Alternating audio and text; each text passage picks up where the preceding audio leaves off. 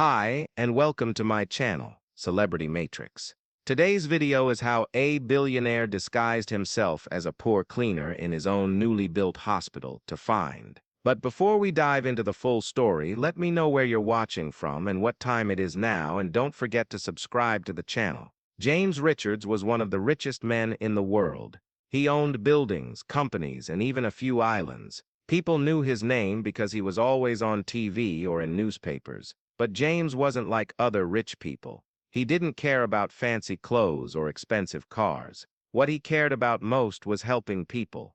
A few years ago, James decided to build a new hospital. He wanted it to be the best hospital in the country, maybe even the world. He spent millions making sure it had the latest technology, top doctors, and comfortable rooms for patients. When the hospital was finally finished, everyone was excited. They said it would save lives and change the city for the better. But James had a problem. He couldn't trust the people who worked there. In the past, some of his employees had lied or taken money that didn't belong to them. Others didn't work hard enough. So James came up with a wild idea. He would pretend to be a poor cleaner and work at his own hospital to find out what was really going on. Chapter 1. A new job. James shaved his head, wore old clothes, and used makeup to look older. He called himself Mr. Jack. He applied for a job as a night cleaner and got it right away. No one recognized him. Not the nurses, not the doctors, and not even the manager. His job was simple: clean floors, empty trash cans, and make sure everything looked neat by morning. But James had another mission. He wanted to see who worked hard, who was kind, and who was lazy or mean. On his first day, he met a nurse named Lisa. She smiled at him and said, "Welcome. I'm Lisa. If you need help, just ask." "Thanks," James said. "I'm Jack." Later that night, he saw another nurse yelling at a patient's family. She told them to leave because she was tired. James wrote down her name in his notebook. He also saw a young doctor named Dr. Ben staying late to check on a sick child. Even though his shift was over, Dr. Ben stayed until the boy fell asleep. James smiled when he saw that. Chapter 2. Hard work and kindness. As days passed, James learned more about the hospital. He saw how workers treated each other. Some were friendly and helped others. Others talked behind people's backs or took long breaks. One night, James found a janitor named Mike stealing soap and paper towels from the supply room. "Hey," James whispered. "You can't take those." Mike jumped. "What are you doing here? You're just a cleaner."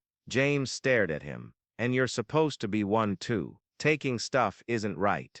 This is for patients." Mike rolled his eyes but left the supplies behind. James made notes every night. He wrote about who was honest, who was lazy, and who was truly caring. He also started talking to patients. He listened to their stories and made them laugh with jokes. Some of them thought he was just a kind old man who cleaned the halls. One girl named Emily, who had cancer, loved talking to him. "You're nice, Mr. Jack," she said one night. "Most people forget us when they walk by." James smiled. "Well, I won't forget you, Emily." Chapter 3. The Real Test.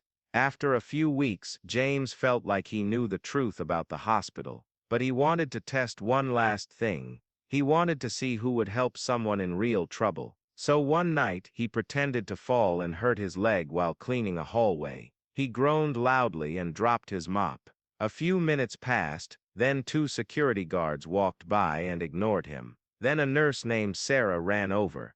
"Oh no, are you okay?" she asked. "I think I twisted my ankle," James said, pretending to be in pain. Sarah called for help. Soon Dr. Ben came and checked on him. He even sat with James until the ambulance arrived. Lisa, the kind nurse from the first day, held his hand and told him everything would be okay. James never forgot that night. Chapter 4. The Big Surprise. A week later, all the hospital staff gathered for a big meeting. Everyone was confused. The owner of the hospital, Mr. Richards, had never visited before. Suddenly, the doors opened. In walked James Richards.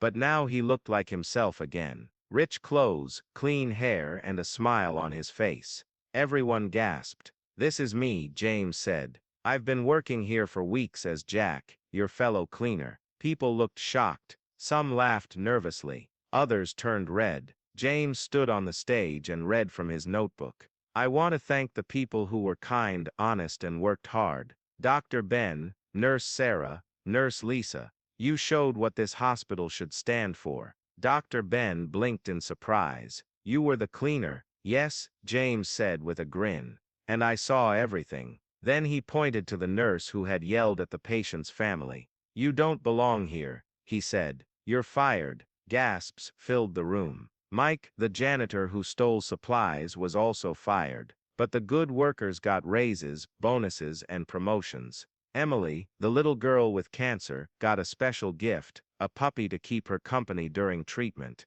Chapter 5. Lessons Learned. From that day on, the hospital became known as the kindest and hardest working place in the city. Word spread about how the billionaire disguised himself as a cleaner to find the truth. James still visited often, but now he did it as himself, wearing suits and shaking hands. He once told the staff, "Money doesn't make a person great. It's how you treat others that matters." And so, the hospital kept getting better and better, thanks to a billionaire who believed that sometimes the best way to lead is to start at the bottom. If you enjoyed the video, please don't forget to like, comment, and subscribe to our channel. Thank you for watching and see you on the next video. Bye.